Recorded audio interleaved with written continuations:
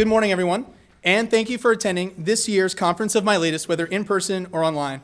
If you don't know me, my name is Winston Brady, and I'm the Director of Curriculum and Thales Press at Thales Academy.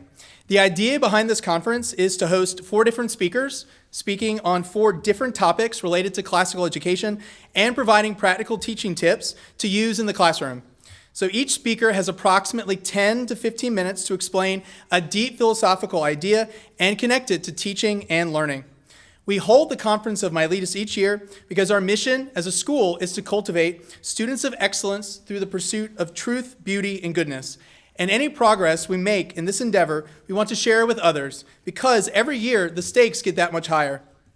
Long before COVID, we've seen a slow, steady, yet not irreversible decline in basic reading and math fluency at one end of the K-12 spectrum, and a profound lack of historical understanding and civic patriotism at the other end of that spectrum. As a result, this year's conference is focusing on first principles upon which to ground teaching and learning at a classical school. A first principle is an assumption beyond which one may go no further and provides the foundation for a school to shape its culture and practices. Such first principles we have been developing as an institution, but we believe are valid for classical educators everywhere. First is the principle of natural order, the idea of teaching students to recognize the beauty in the natural world, addressed by Mr. Robert Luddy, founder of Thales Academy, founder of Thales College, and president of Captive Air Systems. Second is the principle of our intellectual inheritance, or the literary and historical treasures of the Western canon, presented by Dr. Anthony Esselin, Distinguished Professor of the Humanities at Thales College, who's joining us over Zoom, so he'll appear on this TV relatively shortly. Third is the principle of moral philosophy, the idea of encouraging students to cultivate practical wisdom or prudence in line with the Judeo-Christian and Aristotelian traditions, addressed by Mr. Matt Ogle, head of classical education at Thales Academy. And last but not least is the principle of human dignity, teaching students to preserve the uniqueness of every individual in alignment with the Imago Dei and the concept of natural law. I'll speak on this principle once I explain 2 big vocabulary words used here, Imago Dei and natural law. Let's go ahead and dive into them both. First, Imago Dei is a Latin phrase meaning in the image of God and comes from the opening pages of the book of Genesis, which read, "Let us make man in our image, after our likeness. So God created man in his own image. In the image of God he created him. Male and female he created them." Making mankind in his image, God gave human beings abilities not unlike his own, such as the capacity for language, reason, and contemplation, the drive for creative self-expression, and the ability to make free, meaningful moral choices. Natural law, meanwhile, is the idea that this creator God not only gave mankind rules and precepts, stories, and wise counsel in the Bible, but he also embedded these precepts into the human mind as part of that image so that we, through a kind of moral intuition or our conscience, can understand right from wrong. Such a moral standard is universal, woven into the very fabric of humanity and the universe at large. Almost as discernible as the law of gravity, if any person considered the nature of the good life long enough, it is these rules we call natural law. More importantly, these precepts are not man-made. They are discovered, not invented, appealing to and deriving from the Creator who gave them to mankind. They are natural in the sense that they are not created by man and thus not subject to change. Now, I understand that for many people, this idea seems entirely too religious to bring into a school. Is it really fair to bring ideas like that of a creator into the classroom? First, I would say this point is more philosophically religious, and that the idea of the Imago Dei helps to answer questions about the human condition, which every human being must answer. Who am I? Why am I here? And what should I do? The Imago Dei, an idea found only in the Judeo-Christian tradition, provides the best answer, a far better answer than what Plato and Aristotle arrived at through reason, a better answer than what is found in other religious traditions east and west, and a better answer than its chief rival for what is man here in the United States, provided by the secular world, that man is an animal like all the others, and thus these questions are kind of pointless. In contrast, the secular world contends that religious influence ought to keep out of public squares and public schools alike. The public square and public schools ought to be secular, with the term secular referring to freedom from any sort of religious influence. These individuals pushing to exclude religious ideas often go by the name of progressives, and their movement, which is still growing strong today, began in the early 20th century.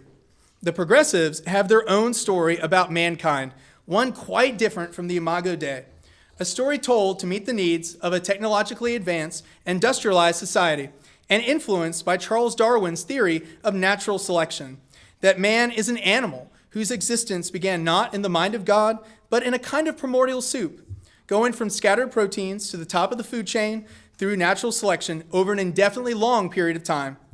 My views, as expressed here, really should not be controversial, because the United States was not founded on the worldview of a secular society.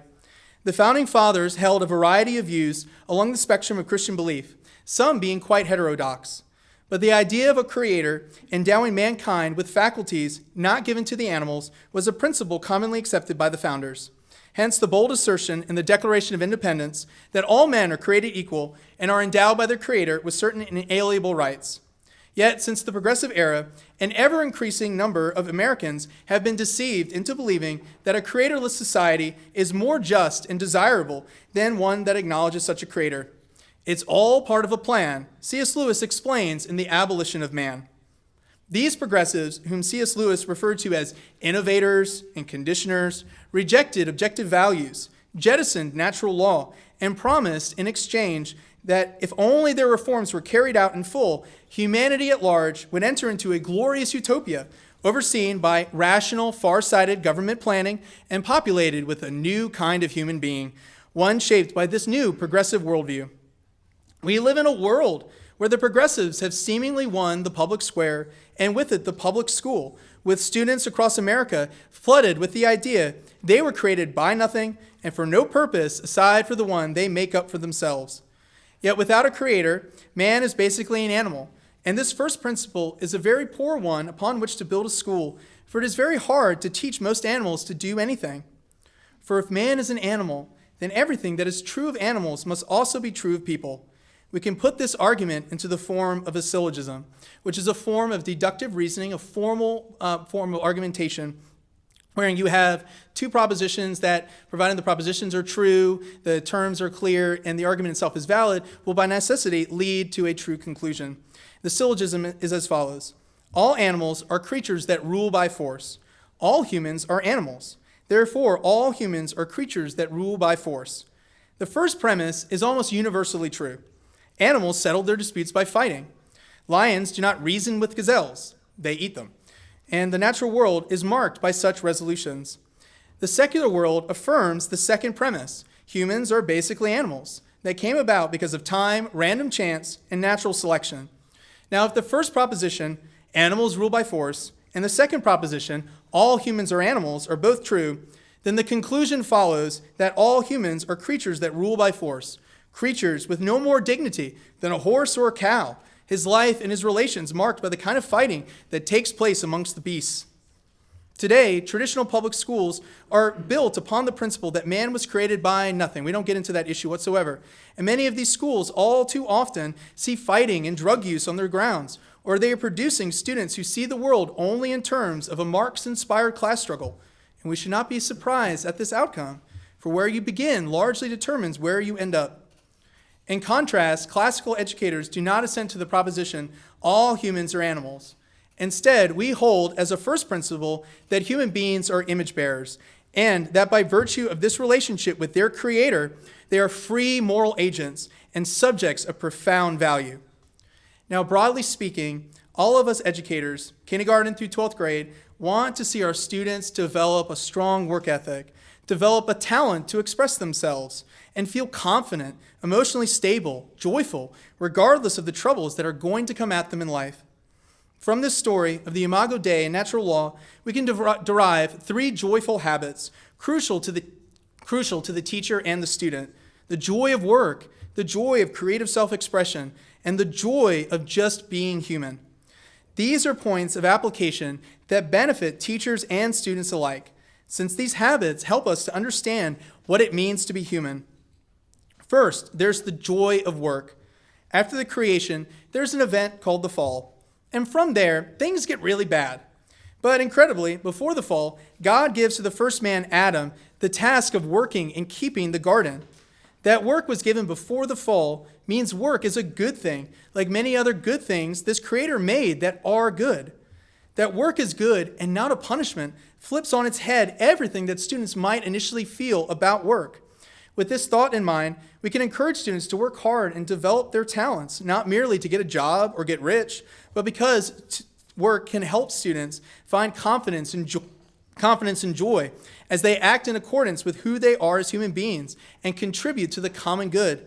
Working hard is just a part of what it means to be human. Then there's the joy of creative expression.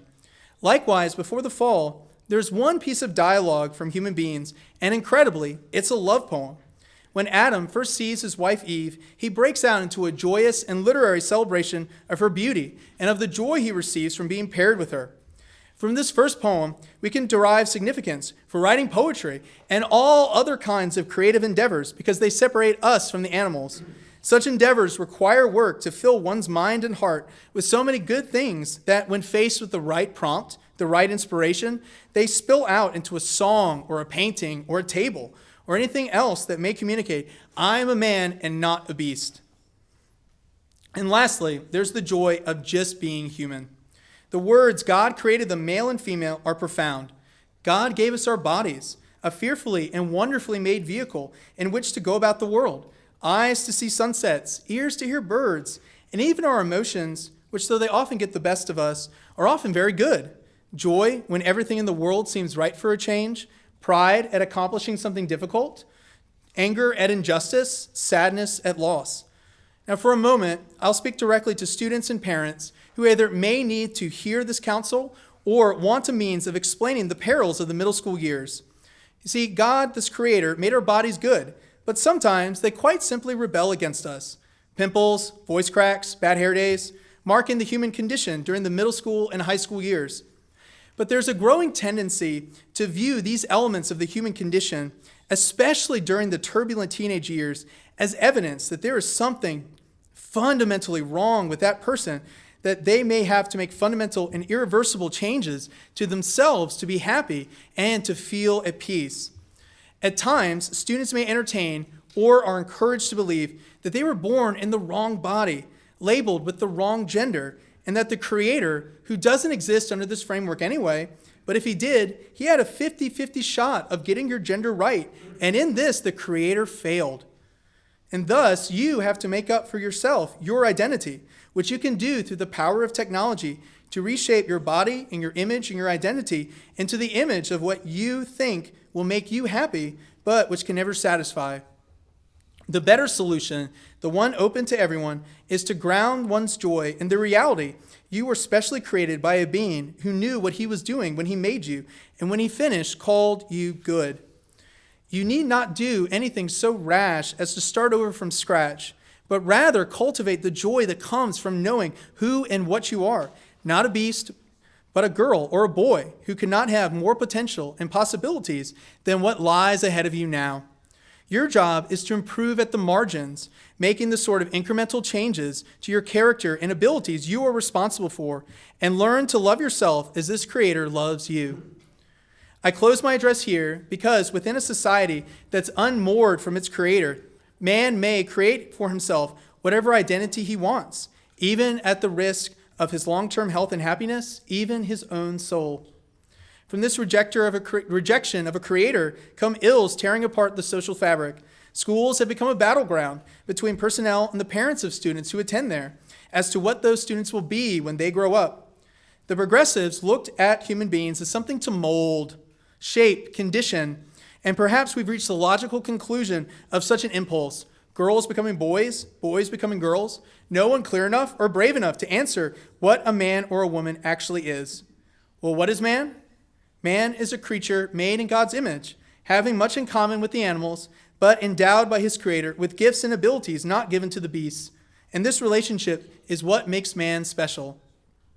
Being created by God and entitled to life, liberty, and the pursuit of happiness, we are all to respect God's property, our neighbors around us, the students in front of us, and help those students grow up and achieve their full potential, whatever that may look like. Such statements or principles need not be controversial, given that our founding documents begin with this idea that, frankly, we have a creator.